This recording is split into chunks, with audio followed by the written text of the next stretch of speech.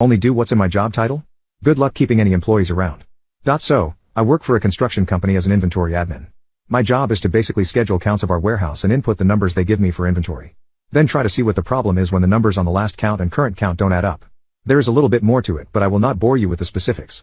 The problem with this job is that when you have been doing it long enough and are good at it, there is less work to do. In the beginning, when counting one rack out of 60 racks of material would take a few days, it was fine because I was always busy. But now that everything is in order, the entire warehouse can be counted in 3 days. This leaves me bored for most of the time. So, to fix this, I studied up on our cloud-based ERP service that we use for all internal and external transactions and have become sort of an expert on it. Every single aspect of this company uses this ERP service to do their job. Timesheets, HR, payroll, accounting, scheduling, management, manufacturing, ordering from vendors, delivering, inventory, etc. all run through this ERP service. So it is very important that this service is up and running perfectly 24/7. I became so proficient in this service that our VP decided to cut ties with our consultants of the ERP because I could do what they did but better, quicker, and much cheaper.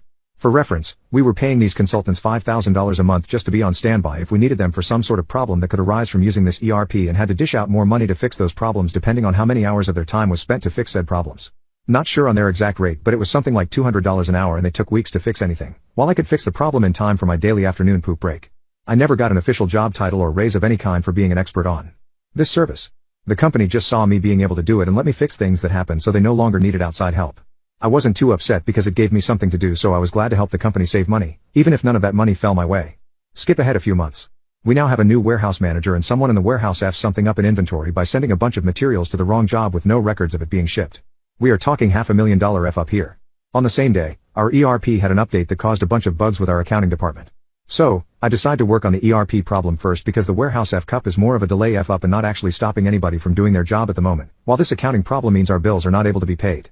You can guess what kind of issues we will have if bills are not paid. The ERP bugs turn out to be quite big and numerous, so it ends up taking me a couple days to figure out, but I fix it before any bills are actually due and decide to take lunch a little early to celebrate a victory. Crisis averted. New warehouse manager storms into my office after I get back from lunch and is livid. Apparently, the bosses were pinning the blame on him for the warehouse F cup. And considering he is the one who oversees shipments and personnel in the warehouse, the blame is rightfully placed. He starts laying into me, asking why I have not fixed the problem yet.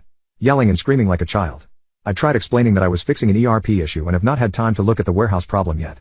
He gets even more angry and notes that it is funny how I have time to take early lunches but not do my job. That started to piss me off, but I held my tongue and kept calm about the situation. He then ordered me to only do what is in my job title and to leave the ERP bullshit to the people competent enough to handle it. As he put it. Since this guy was technically my supervisor, I had no choice but to obey. I asked him to send me that in writing, and he snarks and storms back into his office. 5 minutes later, I get an email stating that under no circumstances am I to work on anything related to ERP unless it involves inventory. Just as my boss instructed me, I do nothing but inventory from that point forward, knowing damn well that we would be essentially coasting until we hit a problem that I would refuse to fix.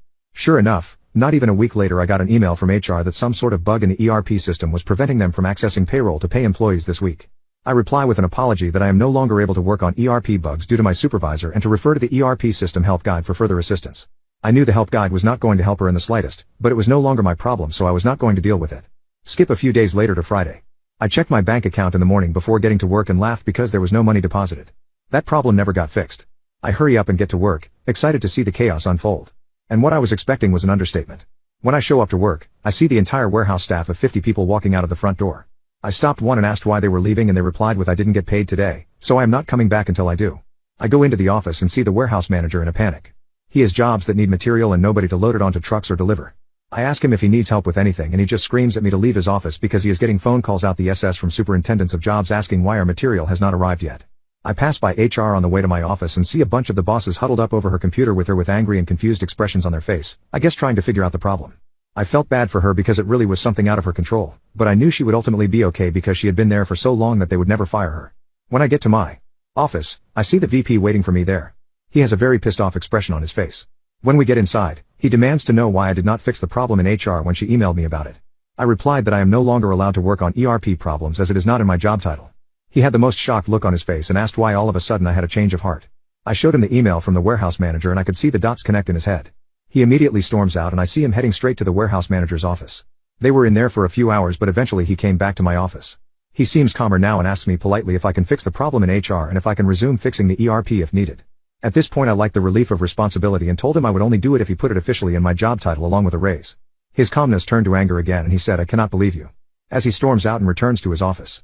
A few hours later, he sends out a mass email that he has hired the old ERP consultants to fix the problem and that next week, everyone would be paid for the money they are owed, along with the money they earned if they return to work. This one surprised me as he would rather pay over $60,000 a year to consultants than give me a few extra bucks an hour for better work.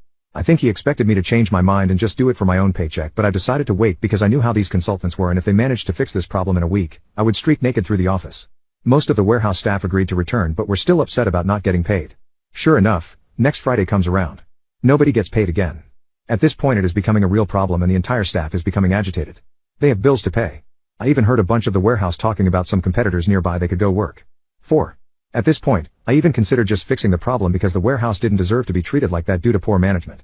Maybe I am the a-hole here for this, but I am severely underpaid and can barely afford my apartment. There is no reason I should do extra work for free. That same day, the VP returns to my office and hands me papers. These papers said that I would be promoted to a newly created position that dealt with inventory/ERP upkeep. It would be its own department and he would be my direct supervisor, also came with a hefty raise.